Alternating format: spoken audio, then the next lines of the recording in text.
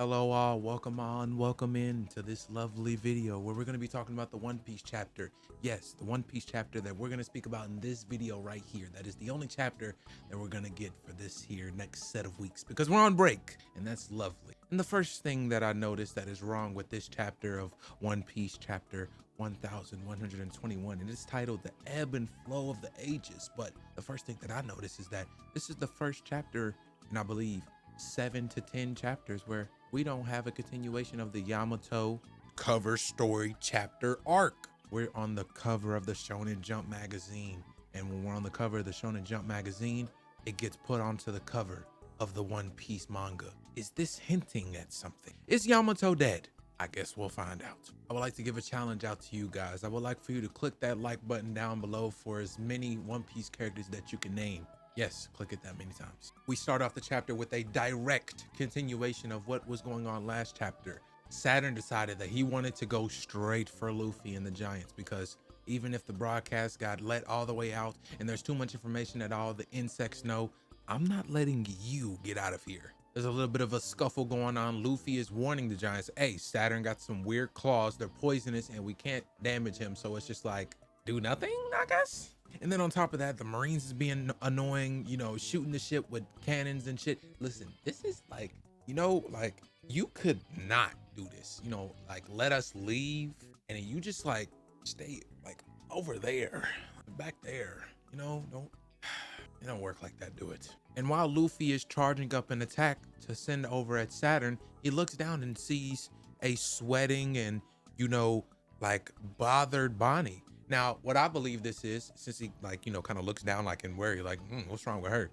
They're both in gear 5th right now, but obviously her not actually having the fruits and I guess what, being in like, I guess whatever it is to actually be in gear 5th, obviously she doesn't have experience and I don't think she can stay in the form as long as Luffy can because Luffy was ready to go. He's, winding some shit up, but she's probably about to run out of it, honestly. She probably can't stay in that form for long, like at all. So he charges up the attack, hits Saturn, and then I guess like Bonnie like, shouts like hooray. Saturn notices that this is Bonnie in gear 5th. Obviously what he's been so scared of her learning how to actually use her fruit. I guess she's about to do something. Let's find out. Like Luffy's cheering her on. So let's see exactly what it is that she's gonna do. Never mind. I guess we have a bit of a flashback maybe? Because I believe the broadcast is finished. Am I right? So let me read out to you exactly what's going on. And we'll find out if this is a flashback or not. So Vegapunk, this is, back out on the main place where everyone's looking at the broadcast on like the video, the big ass projector screen. Vegapunk says, a day of awakening is coming where all the pressing secrets of the voice century will be uncovered. We know the weapons technology that sank the world's continents is still in use. That power is out there. And as he says that, we see a few individuals. We see Shirahoshi, we see Vivi, and I see someone on the bottom.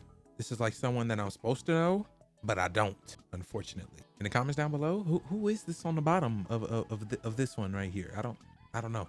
I like Shirahoshi, can't miss her. Vivi, and then this person is like walking on this like weird cloud place, and like I guess like a medical aid or something to like these 4 individuals. Like some of them are in suits and some of them aren't. I don't know who that is.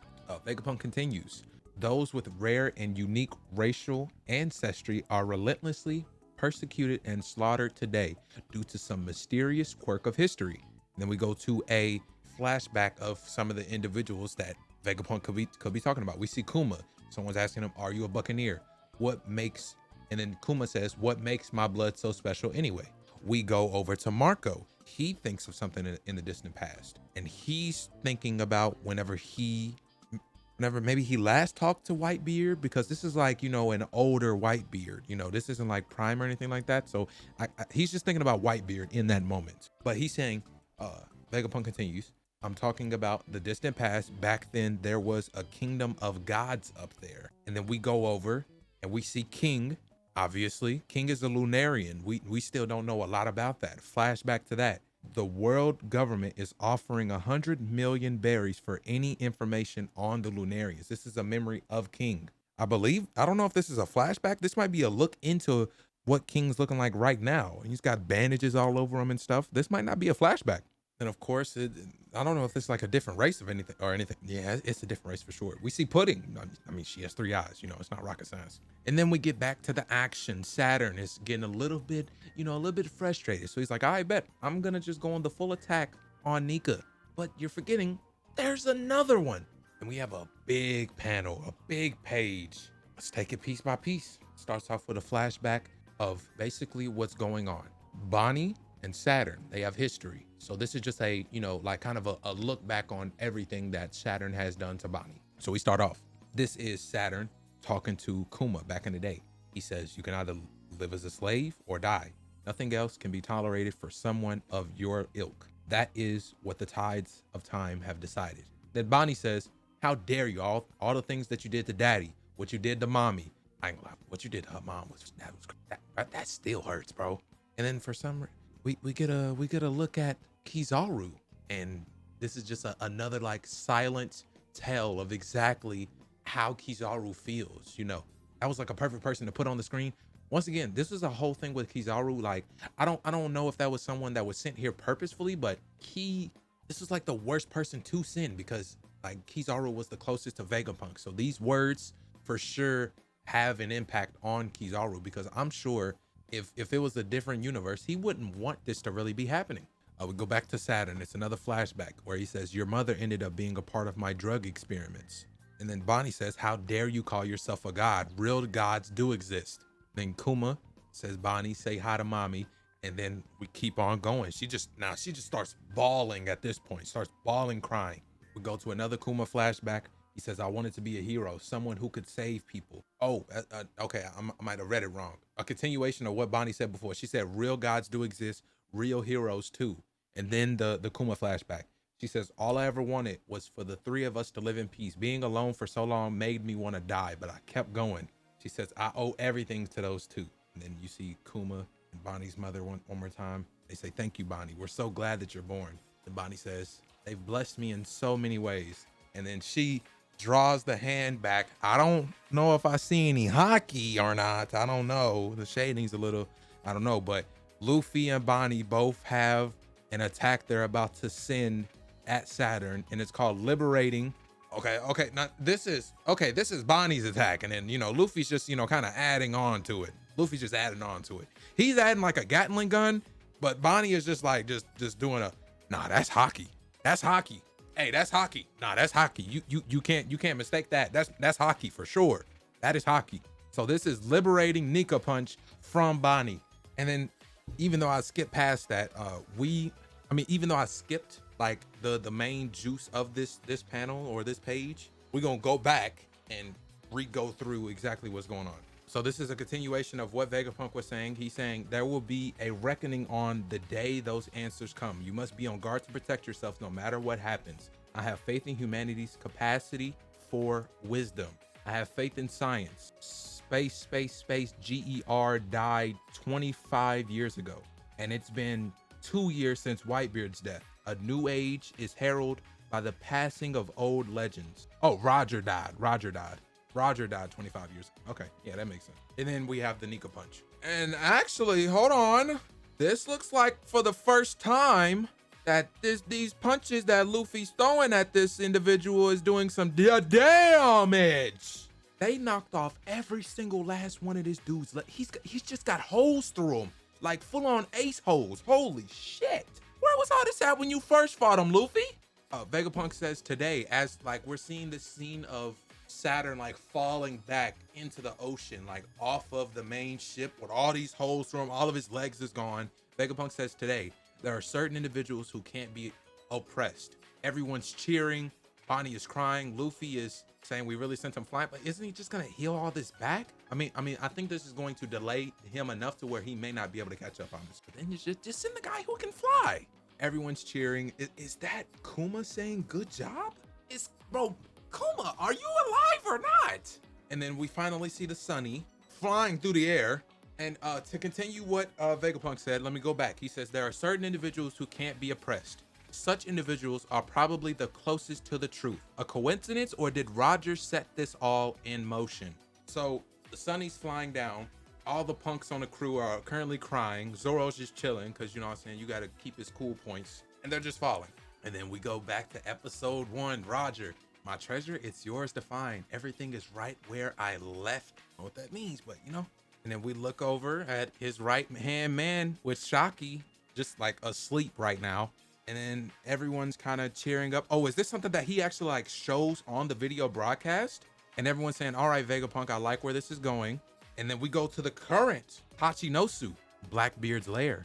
And someone saying, isn't the Commodore back yet? I can't wait much longer. I believe this is Vegapunk saying, unfortunately, there's no guarantee that it will be found by someone Joy Boy would want. And then, oh, it wouldn't be found by somebody Joy Boy would want. And then we see two individuals. We see Blackbeard, and then we see the Red Force. We see Shank's ship. So it's like, you know, not saying that that's who he's talking about, but like, you know, to add context to the situation. We go to Shank's ship. Someone says, boss, you're drinking too much. He's like, shut up, I ain't drinking. And then we go to another individual, maybe my favorite out of all of them. We see Empty Bluff Island, Emperor Buggy's base. One of the greatest alliances of all time. The Cross Guild, Buggy, Mihawk, Crocodile. And we see someone's like, you know, just some fodder says, Chairman Buggy, there's no doubting your greatness now. You've always exceeded our expectations. There's so much more to your dream than I had thought. And then we go to the Navy headquarters. Someone saying, there's no way we'll just stand by. Let's go and find it first. Who will protect the common folk then, you dolts? And we go to Vegapunk. He's saying, there's no stopping this now. The fate of this world will be decided by whoever finds it. And we see like a silhouette of an island, I believe. I believe this is like a silhouette of an island. Is this kind of like hinting at what the One Piece is and where it is? You know? Because if you find the One Piece, the fate of this world will be in your hands. Interesting. And we end the chapter with a big old spread of all of our main players. It says it all depends on who finds the One Piece. End of the chapter. We're on break. Let me tell you everybody that we see. Top right, Luffy, Shanks. Top left, Buggy, Blackbeard. Bottom right, we see Akainu. We see a individual we don't know, Dragon, Emu. I don't know who this is on the bottom right, under Dragon. Bottom left, we have Kobe. We have Aokiji. We have Shanks's Pops. And then we have Sabo. What a W chapter, y'all. This, I do not believe, marks the end of Egghead at all. I do not believe this marks the end of it. I believe it is either this next chapter or the chapter after that will be the full conclusion of Egghead. But other than that, this was a W. There's a lot of things that are still left unknown. How to actually damage the gorosei without them, you know, just healing it back. The full message of what Vegapunk has been talking about. Whenever the robot was under the water, what was said whenever the robot was under the water. Maybe it's something that is to be revealed later on. And obviously for story, we just can't know right now. But what I want to know is what you guys think of this chapter. Comment down below. What do y'all think? And truly and honestly, do you believe that even after him telling us the first time that, hey, we're not going to Elbaf after Wano, do you believe that now we're not going to Elbaf again? In truthful and honesty, I believe that it is a 50-50. Either we go to Elbaf and meet up with one of the trio, or we go to somewhere else and maybe help one of the trio, because Law needs help. Kid is in prison for as far as I know, or, you know, just kind of got left to the dogs and sea with Shanks. Helping either of the two could proceed the story forward. I don't know how we go past that, because I don't see Luffy like going to war with Shanks. I think the easiest route is to run into Law. If we run into Law, then that, you know, continues the whole Blackbeard, bad person, let's box him, rather than Shanks, you the homie, but you got one of the homies. So like, yeah, like that makes things weird, you know? So I think maybe the best person to meet up with, if we do, I think it may be Law, or we just go straight to Elbaf. And if that is the case, I'm here for it. I'm ready. What do you guys think of this chapter? Because, you know, for me, it's always a W chapter.